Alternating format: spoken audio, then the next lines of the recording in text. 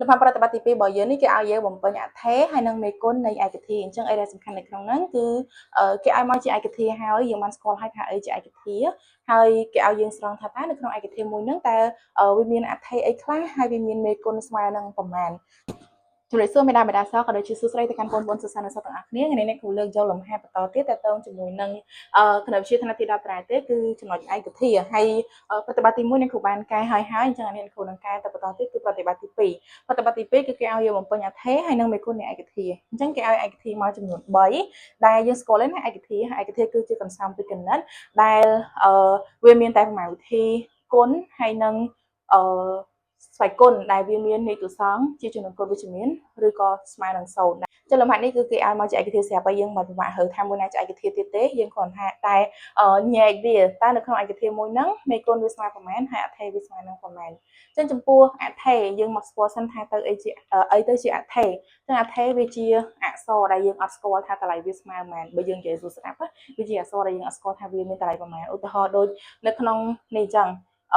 អាណាជាអក្សរអាណាជាអត្ថេហើយដល់ពេលមេគុណគឺជាតម្លៃលេខតម្លៃលេខហ្នឹងគឺយើងអត់រើសទេវាអាចជាវិភាគវាអាចជាចំនួនកូដអីចឹងទៅអញ្ចឹងឲ្យតែវាជាតម្លៃលេខគឺយើងចាត់ទុកវាជាមេគុណហើយអញ្ចឹងយើងមើលក្នុងឯកធាតុទី1របស់យើងកន្លែងនេះគឺយើងមាន 2y អញ្ចឹងយើងញែកមើលព្រោះគឺយើងត្រូវរើអត្ថេសិនយើងមើល 2y មួយណាជាអក្សរនៅក្នុងហ្នឹងគឺ y នេះវាជាអក្សរអញ្ចឹងបើសិនជា y ជាអក្សរបានន័យថា y គឺជាអត្ថេនៅក្នុងហ្នឹងណាអញ្ចឹងបើវាមានអក្សរតែមួយបានន័យថាអត្ថេវាមានតែមួយហ្នឹងបើសិនជានៅក្នុងហ្នឹងមានអក្សរ2ឬក៏3អត្ថេវាមាន2 3តាមនឹងដែរទៅប៉ុន្តែចំពោះអត្ថេគឺយើងមិនបាច់ចាំដាក់ស្វ័យគុណនីតិសាស្ត្ររបស់វាមកទេឧទាហរណ៍ថាបើសិនជាវាជាស្វ័យគុណយើងយកតែអក្សរហ្នឹងមកយើងមិនបាច់ចាំយកនីតិសាស្ត្ររបស់វាមកទេយើងយកតែគោលរបស់វាមកហើយអញ្ចឹងលំហាត់របស់យើងនេះអត្ថេគឺយើងមានគឺអត្ថេ y ដោយសារក្នុងនេះគឺអក្សរយើងមានអក្សរ y នេះហើយដល់ពេលមេគុណវិញមេគុណគឺជាតម្លៃលេខអញ្ចឹងមេគុណនេះគឺជាលេខ2នេះតម្លៃលេខគឺជាលេខ2អញ្ចឹងបានន័យថានៅក្នុងឯកធាតុរបស់យើងនេះគឺមានមេគុណស្មើនឹង2អញ្ចឹងសរុបមកចំពោះឯកធាតុ2 y គឺយើងញែកបានថាអត្ថេរបស់វាស្មើជាមួយនឹង y ហើយមេគុណរបស់វាគឺស្មើនឹង2ហើយ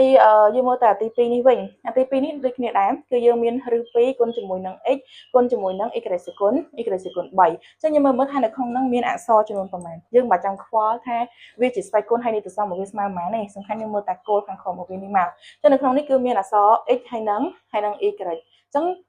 បានន័យថាអត្ថេរបស់យើងគឺមាន2ហ្នឹងគឺអត្ថេ x ហើយនឹងអត្ថេ y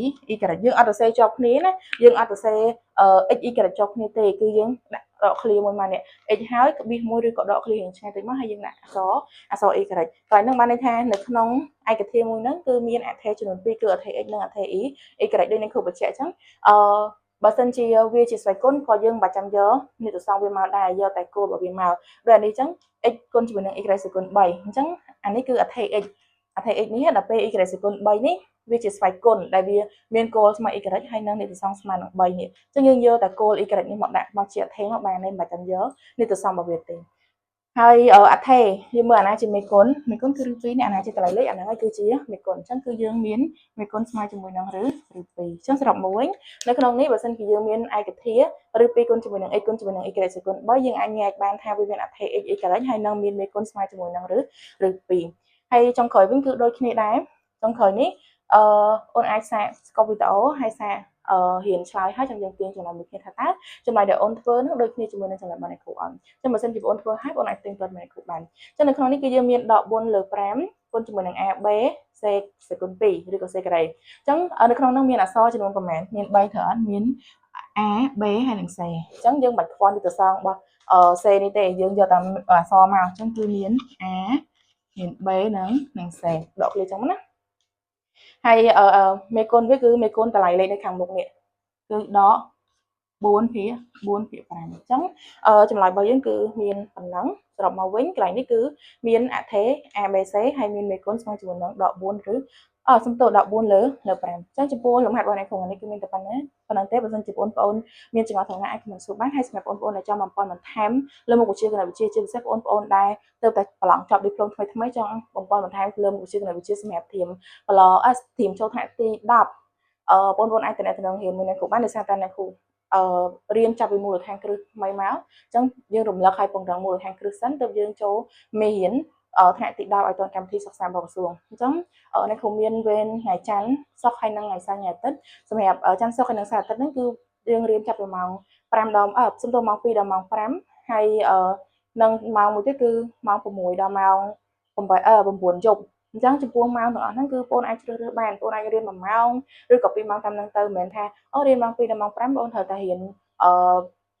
ពី2ដល់5គ្រប់3ម៉ោងទេគឺអត់ទេគឺយើងអាចរៀន1ម៉ោងចន្លោះពីម៉ោង2ដល់ម៉ោង3ម៉ោង3ដល់ម៉ោង4ម៉ោង4ដល់ម៉ោង5អញ្ចឹងណាអញ្ចឹងបងអាចជ្រើសរើសម៉ោងខ្លួនឯងបានអញ្ចឹងសម្រាប់ព័ត៌មានបន្ថែមបងអាចទំនាក់ទំនងតាម Telegram របស់អ្នកគ្រូបានហើយចំពោះកន្លែងនេះបើមានចំណុចក៏អាចសួរបាន